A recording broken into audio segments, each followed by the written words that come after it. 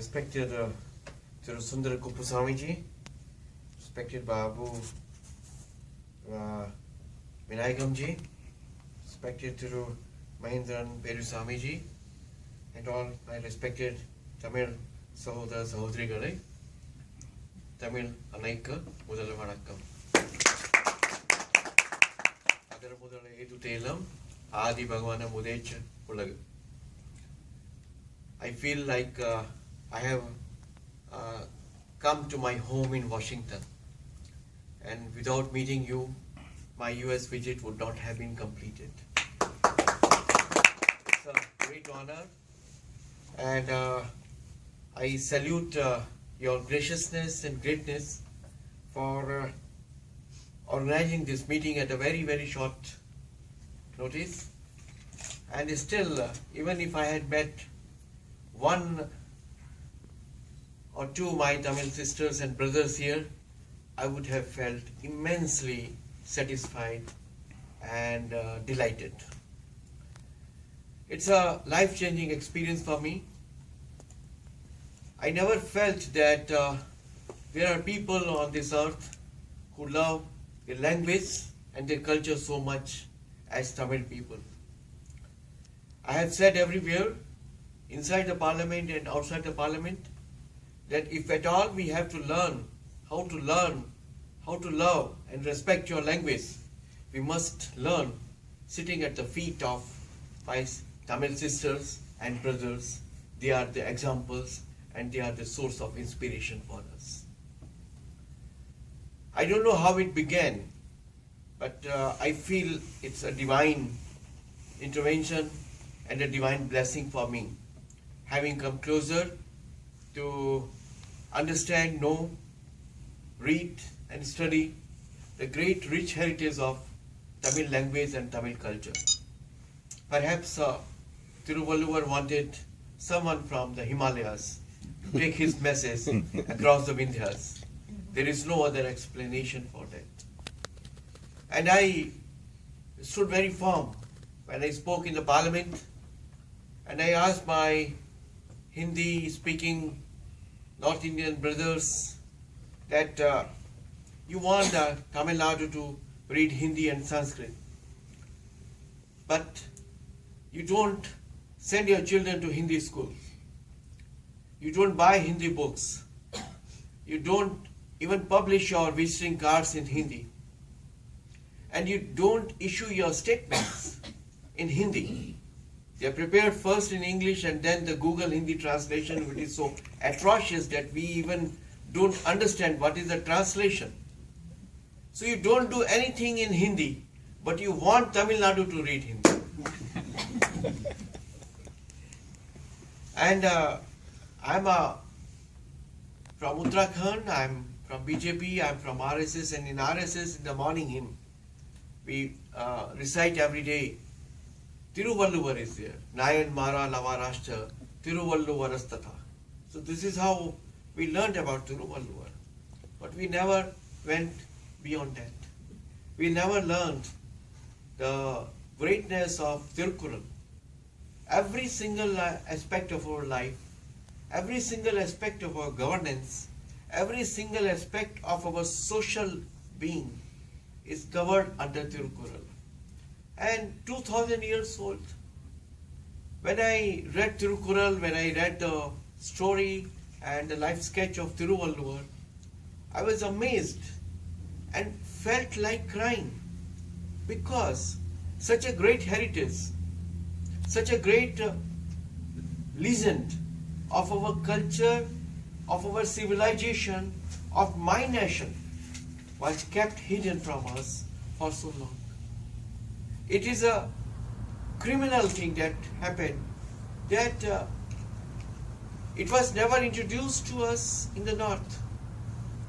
And how can we conceive of India, which is only Tulsidas and Valmiki and not Thiruvalluvar and Andal and Kannagi and Subramanya Bharati?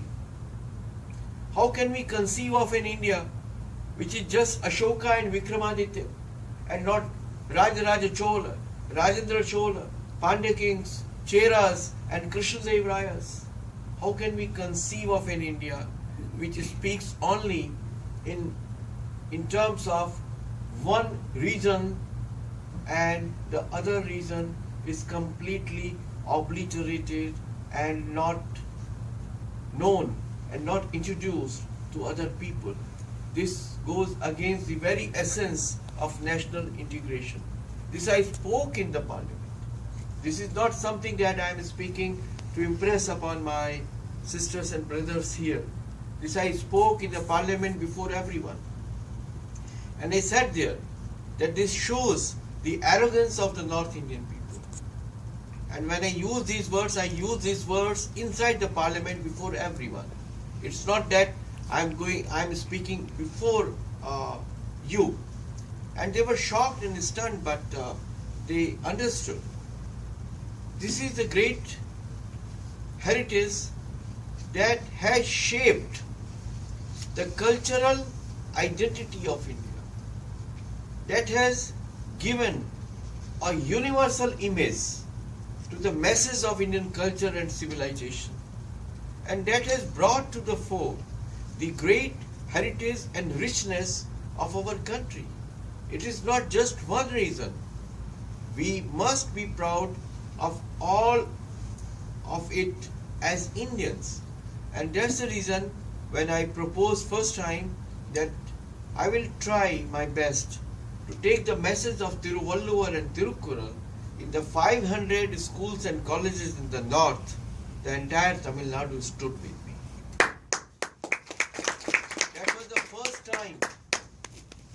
And I'm not saying it with a great happiness or a great sense of achiever, but with the irony I'm saying it. That for the first time, the North Indian schools and colleges learned how to pronounce Tiruvalluvar, how to understand that there is a book which was created 2054 years before and which has influenced the life and the mind and the soul of a huge segment of humanity since those days uninterruptedly, with a continuity that is unmatched, that is unprecedented. The world would know it in many languages, but the North was not simply understanding or knowing about it, that Tirukkural is there. And that was a moment which defined that what I should be doing next. We decided that I will be opening a Tamil Learning Center in my home in Dehradun. It's not that I will be asking someone else to do it.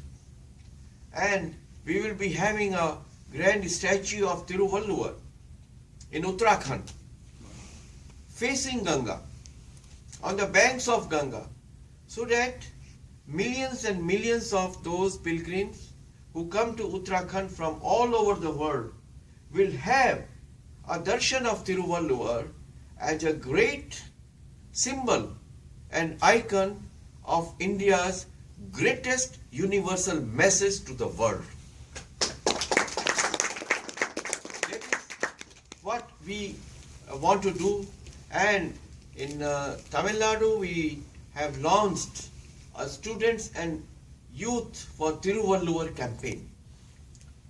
It just started, and within less than 2 months we have enrolled 1 lakh students under this campaign with their record of names, addresses, mobile numbers, their schools, and the school principals, university vice chancellor remains the chairperson of that unit. And just recently, 15 days back, I was in Chennai in Madras University, and vice chancellor and dean of journalism, Professor Gopal Ravindran, they agreed there, started there, and started enrolling students as its members. Perhaps they were waiting for this moment. I have decided that we will enroll 1 million young students and youths under this SYT campaign within Tamil Nadu and outside Tamil Nadu. My dream is that I will enroll students not only from Bihar, Gujarat, Punjab, Himachal and Bengal. I will enroll students in SYT campaign from Nagaland, Mizoram, Manipur, Arunachal and even Jammu and Kashmir and Ladakh, so that every single person at least knows Tiruvalluvar, at least knows about the greatness of Tirukkural. And I have proposed that 1 million pocket Tirukkural will be distributed to students and youth free of cost. Keep a pocket size Tirukkural with you, in your bag, in your pocket, wherever you go. I have experienced it myself. Whatever problem you have, whatever dilemma or confusion you have, you are sad, you are too happy, you are simply disillusioned, you are going to commit suicide, or you are feeling that you must leave home and go to the Himalayas, Tirukkural will give you the solution for the right path. There are students who are under great stress and strain and under tension. I say that you will experience a miracle. Open Tirukkural, whatever page comes, read the first Kural and you will see that this Kural is meant for you and that will be your guiding lines. I am very happy that in Singapore I was there. Our Tamil friends, they organized a felicitation for me. I feel very embarrassed when I go through such programs, but because I feel that the real felicitation should be for the common Tamil people. It is they who have to be saluted and felicitated. It is their graciousness that even if I have done very little, very small, just a beginning, they have showered on me so much of love and affection that I sometimes feel, is it a reality or is it a dream? I have never felt this kind of a great blessing and support from any people. So Singapore Tamil people, they have announced that they will sponsor these pocket-sized Tirukkurals and let these Tirukkurals be distributed all over India. Friends, it is a great pleasure to be here, but it is also a matter of self-introspection. When I go to Tamil Nadu and I see the places where we see the statue of Velu Nachiyar, Barudu Pandya brothers, 1801, 400 people were hanged there who were fighting for the country's freedom. I feel shocked and stunned. We always speak in terms of Lakshmi Bai and Jallianwala Bagh. Justifiably so. There is no objection to that because they are the great heroes of our country. And Jallianwala Bagh massacre is such a milestone in the journey of our freedom struggle that we must salute and mention about it. But why not Velu Nachiyar also? Why not the sacrifices of Marudu Pandya brothers and the sacrifice of 400 Tamil people who were hanged just for struggling for India's freedom? Where is the mention for that? Not a single book has mention of these 400 hangings. Not a single book has one line, half a paragraph about Velu Nachiyar. Why? This is my question. would be perhaps we were not having that kind of a pan-Indian attitude and outlook. But it tells a lot about our Tamil sisters and brothers that they did not push this idea across the Vindhyas. They should have. And when I went to all these places, I decided that we will collect such stories, and at least some of the representative stories will be translated into Hindi, and we will see that National Book Trust or the Publication Division of the Government of India publishes some books which gives a proper description about the great sacrifices of such Tamil heroes. Andal, what a great personality she had.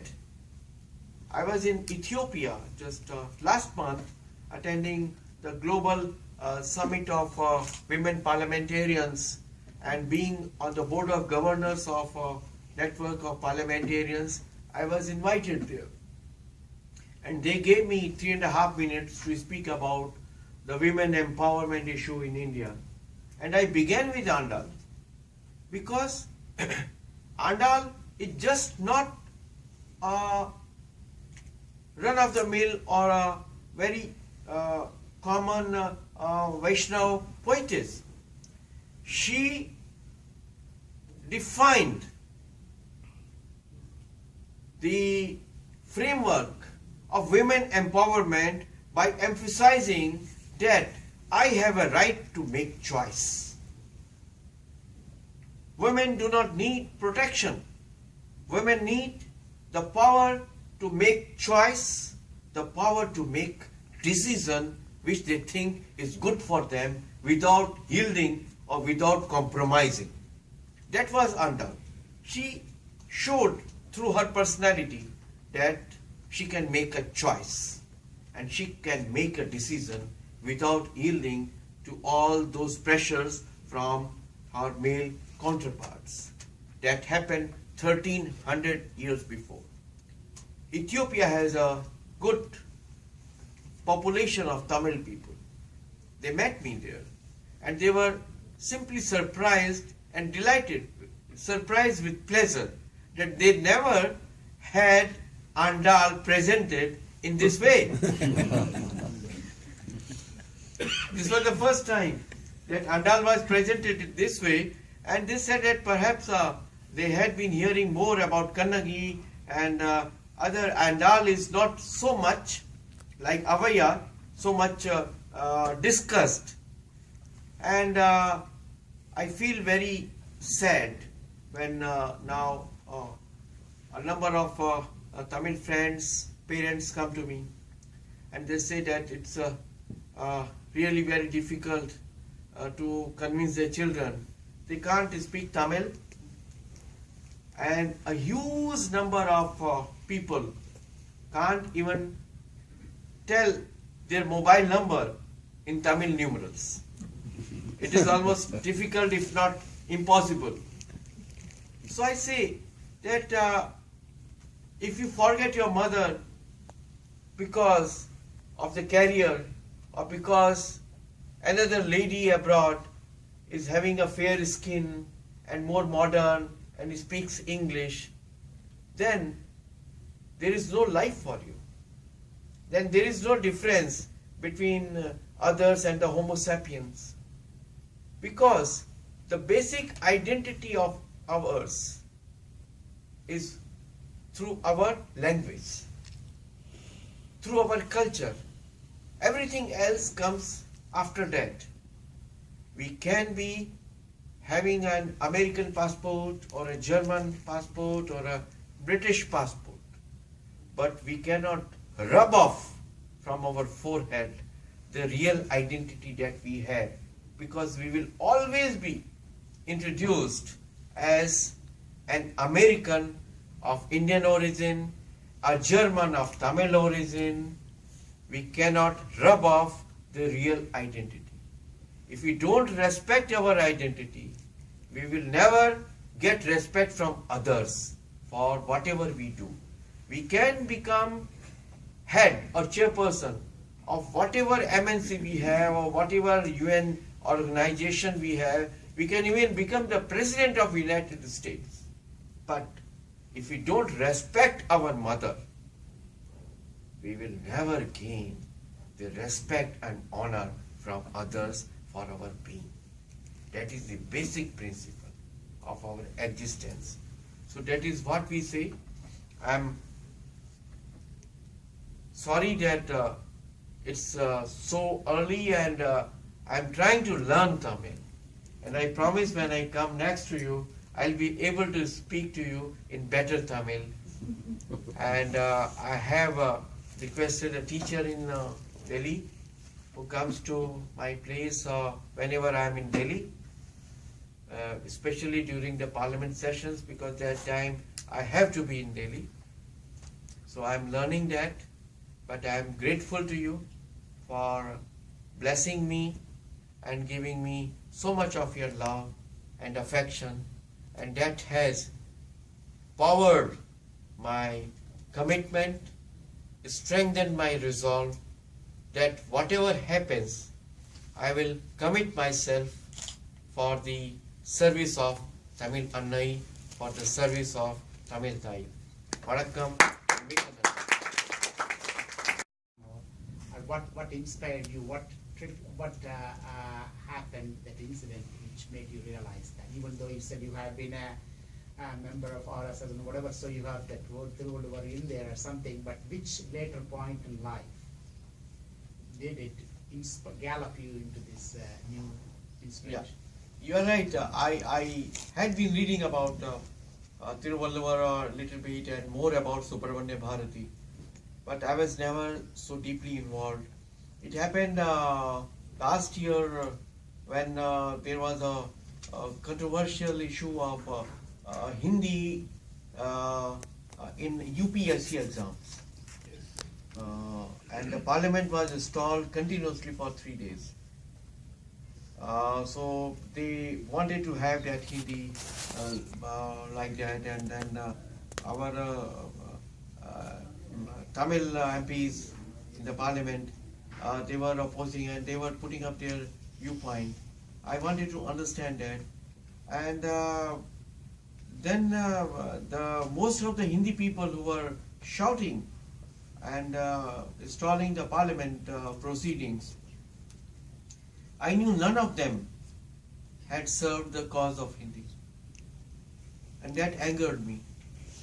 I tried to understand the Tamil viewpoint, that why are they opposing them, and then it dawned upon me that we have never ever tried to understand what greatness other language can also have.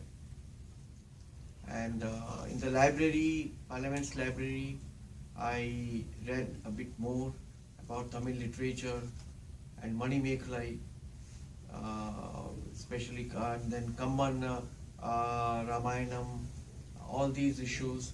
So it was a hair-raising experience, and I said that perhaps this is not fair, why these were never introduced to us. And in a fit of anger, I made my first speech.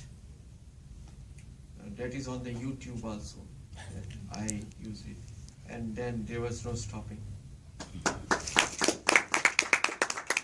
I said that I'm never going to ask them to read Hindi or do this or do that. They have to do what they think is good for them. But I'm doing what I think is good for us. And I'm getting into Tamil. I will never expect anything from Tamil people, but I will do everything to learn, understand, and take the great heritage of my Indian sisters and brothers to the other parts of the country. That is only my commitment.